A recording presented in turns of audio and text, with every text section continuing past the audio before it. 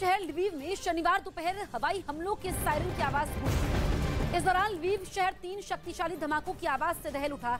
धमाकों के बाद लवीव पर धुएं का गुबार उठता दिखाई दिया। रूस के इन हमलों में 5 लोगों के घायल होने की खबर है। ये धमाके इतने बड़े थे कि लगभग 70 किलोमीटर दूर यूक्रेन के साथ लगती पोलैंड की सीमा से धुएं का गुबार दिखाई दिया। धमाकों के बाद लवीव के अधिकारियों ने नागरिकों से एयर अलार्म खत्म होने तक शेल्टर में रहने को कहा है। 7 लाख की आबादी वाले शहर लवीव हाल के हफ्तों में रूस के बड़े हमलों से बचता रहा है।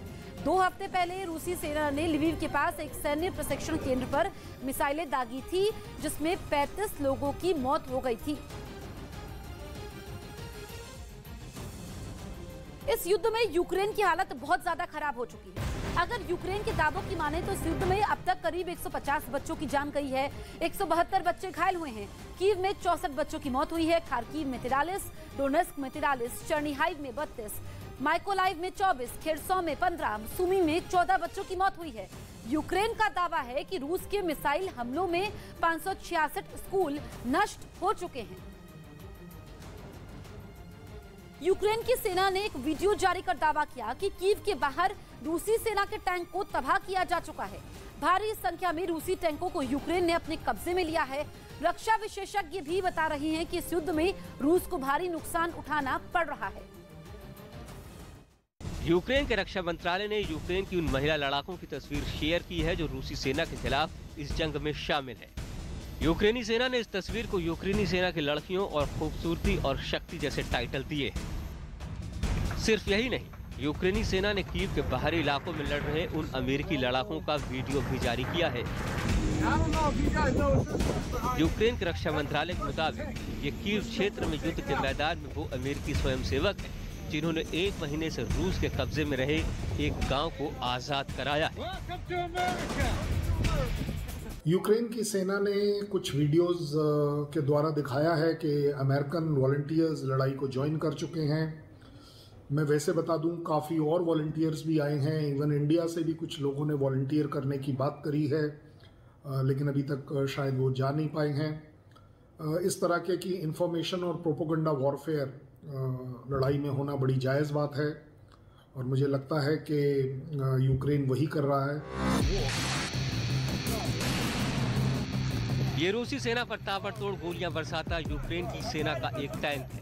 यूक्रेन का दावा है कि इस टैंक को उसने रूसी सेना की एक टुकड़ी से छीना है। उसके अलावा यूक्रेन के रक्षा मंत्रालय ने एक और वीडियो भी जारी किया है। इस वीडियो में कीव से कुछ दूरी पर रूसी सेना के चलते हुए टैंक्स और वाहन देखे जा सकते हैं। अमेरिकी मैगजीन फोर्ब्स के मुताबिक इस जंग में रूस की तुलना में यूक्रेन के पास कम टैंक थे, लेकिन जंग के दौरान यूक्रेनी सेना ने रूस के कई टैंक पर कब्जा कर लिया, जिसकी वजह से उसके पास अब पहले के मुकाबले ज्यादा टैंक हो गए हैं। फोर्ब्स मैगजीन के मुताबिक यूक्रेन अब तक रूस के 117 टैंक पर कब्जा कर चुका है। इनमें से कई टैंकों का तेल खत्म हो चुका था या फिर रूसी सेना उन्हें छोड़कर भाग गई थी। यूक्रेन इनमें से कई टैंकों का इस्तेमाल रूसी सेना के खिलाफ कर रहा है। इस जंग में अब तक यूक्रेनी सेना अपने 74 टैंक गंवा चुकी है। इनमें से 37 टैंक पर रूसी सेना ने कब्जा किया है। रक्षा विशेषज्ञों का भी मानना है कि यूक्रेन के खिलाफ जंग में रूस को भारी नुकसान उठाना पड़ रहा है। इस जंग में अब तक रूसी सेना के 15 बड़े अफसर मारे जा चुके हैं। रूस और यूक्रेन के बीच जारी भीषण जंग में रूसी सेना यूक्रेन के अलग अलग शहरों पर तबाही का बारूद बरसा रही है, लेकिन बावजूद इसके यूक्रेन की सेना भी रूस के सामने डटी हुई है। इसमें कोई शक नहीं है कि रूसी सेना को जंग में भयानक नुकसान हुआ है। इसके अलावा यूक्रेन ने रूसी सेना के सैकड़ों सैनिकों को मार गिराया है और सैकड़ों को युद्धबंदी बना लिया। रशिया को काफ़ी टाइम लग रहा है कि वो यूक्रेन के ऊपर कब्जा नहीं कर पा रहा, कीव के ऊपर कब्जा नहीं कर पा रहा, और इस पॉइंट ऑफ व्यू से ऐसा समझा जाना कि रशिया ओवर कॉन्फिडेंट रहा होगा शायद गलत होगा, क्योंकि जब आप लड़ाई की स्ट्रैटेजी डिसाइड करते हैं तो उसमें अप्स एंड डाउन ज़रूर होते हैं। स्ट्रैटेजिक डिसीजन ज़रूर रहा होगा कि कुछ ऑब्जेक्टिव्स पहले लेने हैं, कुछ बाद में। कीव के ऊपर इमीडिएटली कब्जा करने की स्ट्रैटेजी मुझे नहीं लगता कि किसी भी एक समझदार फोर्स को करनी होगी। यूक्रेन पर मौजूदा हमले में रूस का असल मकसद था यूक्रेन की राजधानी कीव समेत दूसरे बड़े शहरों पर जल्द से जल्द कब्जा करना और इसके बाद ज़ेलेंस्की सरकार का इस्तीफा। लेकिन इस मकसद में रूस साफ तौर पर नाकाम रहा है। इसके अलावा रूस और यूक्रेन इन दोनों ही देशों की सेनाओं के मनोबल में बड़ा अंतर देखने को मिल रहा है। यूक्रेन के लोग अपने देश के अस्तित्व के लिए लड़ रहे हैं। इतना ही नहीं, यूक्रेन के सैनिकों की तादाद रूस के सैनिकों के मुकाबले कहीं कम है, लेकिन बावजूद इसके वो अपने हथियारों का इस्तेमाल रूसी सेना की तुलना में बेहतर तरीके से कर रहे हैं।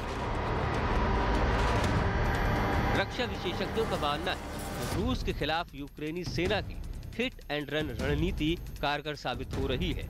उनका मानना है कि अब रूस सिर्फ एक ही सूरत हाल में ये जंग जीत सकता है और वो है कि अगर यूक्रेन के हथियारों की आपूर्ति रोकी जाती है तो यूक्रेन ज्यादा समय तक रूस के सामने टिक नहीं पाएगा।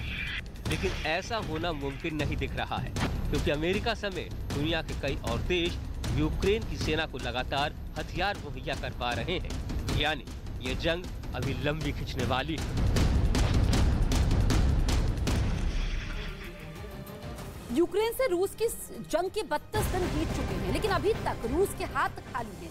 लेकिन इस बीच यूक्रेन के अलग अलग शहरों में रूसी सेना की भीषण गोलाबारी जारी है। कीव के पास बोयारका में रूस ने कई रिहायशी इमारतों पर हवाई हमले किए, जिससे इमारतों समेत कई मकान और दुकानों तहस नहस हो गई हैं। रूस के हवाई हमलों में कई लोगों के घायल होने की खबर है। 2 तस्वीरें आपके सामने हैं। कीव में भारी तबाही मची हुई है, इमारतों को नुकसान पहुंचा है, गोलियों के निशान आप देख सकते हैं। मिसाइलों से भी हमला किया जा रहा है, पूरा इलाका तहस नहस हो चुका है, वहां से लोग पलायन कर चुके हैं। सिर्फ तबाही के निशान इन दोनों तस्वीरों में नजर आ रहे हैं।